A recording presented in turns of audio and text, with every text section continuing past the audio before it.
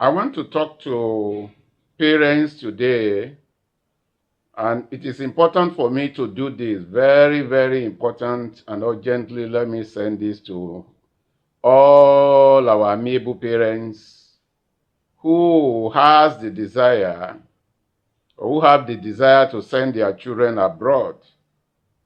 Yes, yes, I know you have the money. Yes, thank God. The resources to send those children abroad, they are there.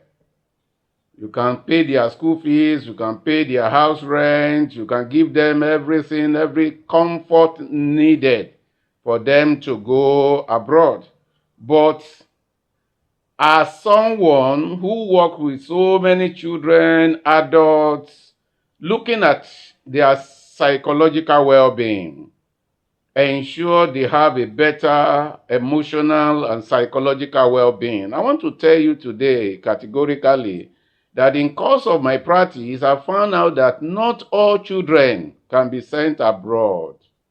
Not all children can be sent abroad because of several psychological issues. Yes, I know you have the money. Yes, I know you have the connection. I know you have the dollars, the euros, the pounds, everything is available at your disposal. But remember, these children are your tomorrow. And we are at a point in the history of our nation and globally whereby traveling abroad is an in thing now. People are always fascinating. They want to send their children to Canada, to UK, to USA. Good, it's a good idea. But remember, not all children can be sent abroad. You may now ask me, psychologists, who are these people? What category of children should not be sent abroad? One, when a child is emotionally unstable. Emotionally unstable children that are not mentally stable, kindly please don't send them abroad. Let them be nearer to the family. Let them be nearer to their treatment center. Let them be nearer to a place whereby their well-being emotionally can be taken care of. When people are unstable while they are still at home and because you have the resources, you just throw them abroad.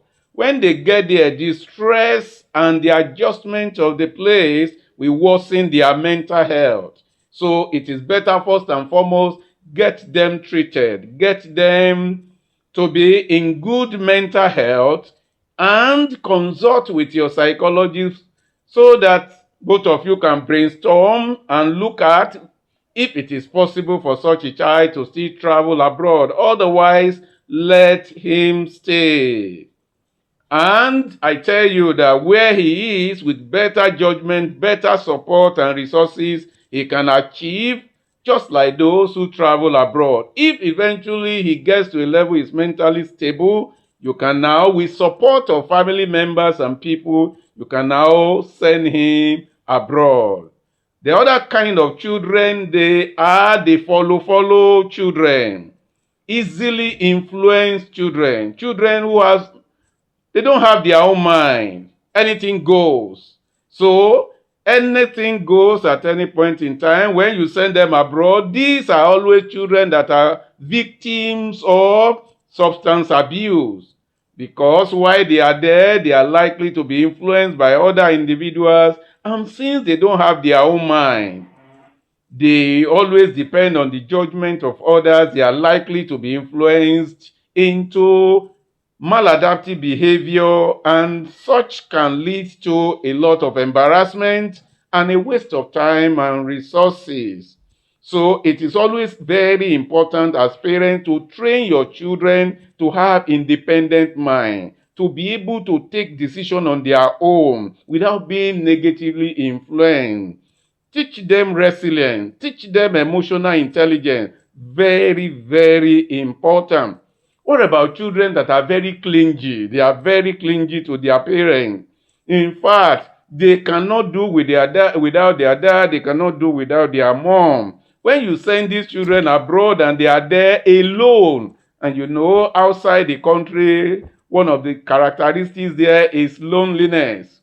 Over there, it is mind your business. Nobody cares about you. So children that are very clingy to their parents while they are at home here, when they get there and the parents are no more available, there is probability that emotional issue will arise. When emotional issues start arising and they cannot deal with it effectively, then they start coming down gradually with mental health issue. It is very, very important that before you send your children abroad, you make sure that these characteristics are taken into consideration. There are other factors you need to also look into before you send them abroad. But let me quickly tell you, there was a story that I cannot completely enumerate here of someone whose child fall into this category, but because there was resources, there was money, there was connection, they sent the child abroad. After some weeks, some months, some years, this child came down with psychological problem. Eventually, he returned back to the country. So, I want to now say finally, before you send your children abroad, let them see a psychologist. Have a contact, bring the child to see a psychologist. Let them identify his strengths, his weaknesses. Let them identify his resilience capacity. Let them assess his emotional intelligence. Let them identify, and beyond that, let them strengthen his capacity to live in a foreign land. When you do this, it's a preventive measure. It will go a long way in keeping you on your toes and also keeping him on his toes. And the information and skill and strategy learned during the session will follow him abroad, and he will be successful. I have managed a lot of people like that, about to travel or go for admission. And with this empowerment, psychological empowerment, it goes a long way in preparing their mind to become a successful student or individual in the overseas country. I want to wish all our students, our young ones, and their parents that are about to travel abroad success in the name of Jesus. But I also want you to know, never forget to put into consideration these that I have highlighted and discussed with you. Tomorrow will be sweeter as you put this into consideration. Never forget to follow us on this platform, and you'll be happy you do. Kindly share, like, and comment so that other people can benefit tremendously from this content. I wish you a fantastic day, and I wish you a very, very beautiful week. Thank you, and thank you, everyone.